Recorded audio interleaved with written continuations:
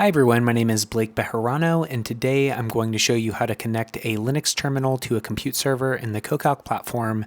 You can see I'm at CoCalc.com. I'm going to head over to my projects.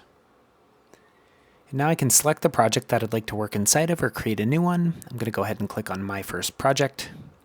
And here's my shared file system.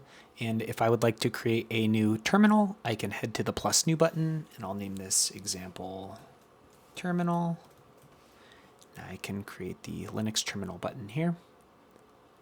And what I would like to do is connect the compute server that I've already spun up. You can see it's costing me a little bit of money over here. So it's an A100 from HyperStack with 80 gigs of GPU RAM in the PyTorch image.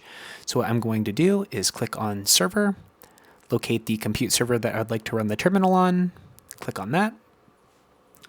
And you can see here's the file system on that compute server. There's my local fast scratch directory. And what I would like to do is I will go ahead and say pip show torch. Okay. And here is the version of PyTorch that I'm using. But this is how you connect a compute server to a terminal in the CoCalc platform. Please like, subscribe, and follow for more tips and tricks on using the CoCalc UI, and I will see you next time. Thanks again.